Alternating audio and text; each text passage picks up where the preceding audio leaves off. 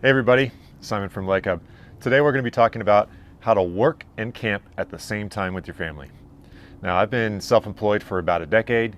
I've been enjoying the kind of lifestyle of camping and working to kind of at the same time for about the last 3 or 4 years with my family. Have some small kids, pop-up camper, and I really like it. I think it's one of the perks of being self-employed and in this new era of so many people being able to do work remotely and having the ability to be able to do things like that. I think it's a great time to share some helpful tips on how I found to work and camp at the same time, or work camp. So what I'm going to talk about is going to be your workspace, your environment, a few helpful tips, and then one critical tip for your first time out that I don't want you to miss. So the first thing to consider is, what type of work are you doing? Now that could range from computer work, phone calls, reading, writing, programming. If you're watching this video, then you probably already considered that it's possible for you to do your job. I wouldn't recommend it for a carpenter or an electrician or something like that. But if you're in remote sales, if you're a middle manager, it might be possible. You really have to consider that for yourself. There are a few limitations.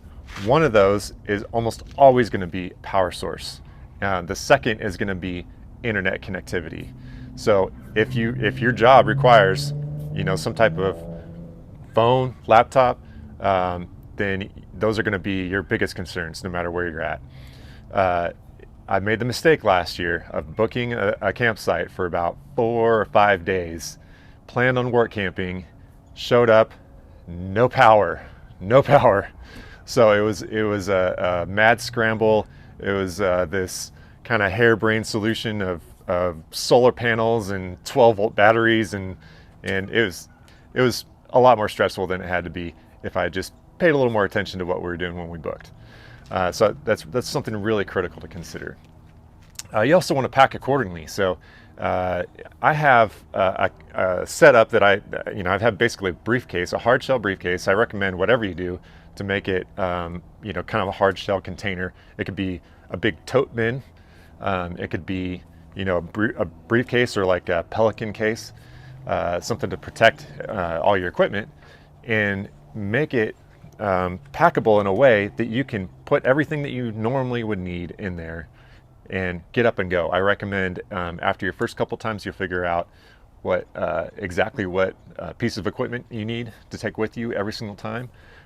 Make a list of everything required, every charger, every pencil, every pad of paper, sticky notes, whatever you need to do your job while you're out on the road. Make a complete list of that, tape it to the inside of the lid, and just check that before you go. Pack it all up and you're gone. That's the best way to do that. Another thing to consider is, what is your work environment when you are out on the campsite? For instance, it's hard to take a phone call in the wind. So if you have, if you're camping in a tent, then you can duck into the tent to take a phone call. But make sure that if you're expecting a call, to be ready for that, so you're not zipping and unzipping and have wind blasting into your phone while you're trying to manage that for the first few seconds you're on the call. A little bit of planning can go a long way. Sunlight can be a problem if you're working on a laptop computer. I've found that you just have to blast it, the brightness all the way, and get in the shade just to be able to see the screen.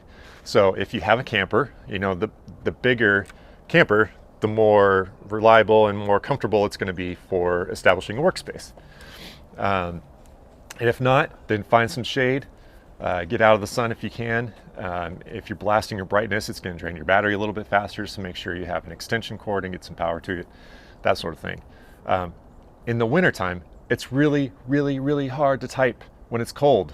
You really don't think about that, but when you're outside and you're like, okay, I'm bundled up, it's cold outside, but that's okay, I'm bundled up, and you take your gloves off, you start typing, you can last about 4 or 5 minutes before these things are frozen and you can't stand it anymore. So fingerless gloves, or again, planning a little bit of shelter, get out of the wind, things like that.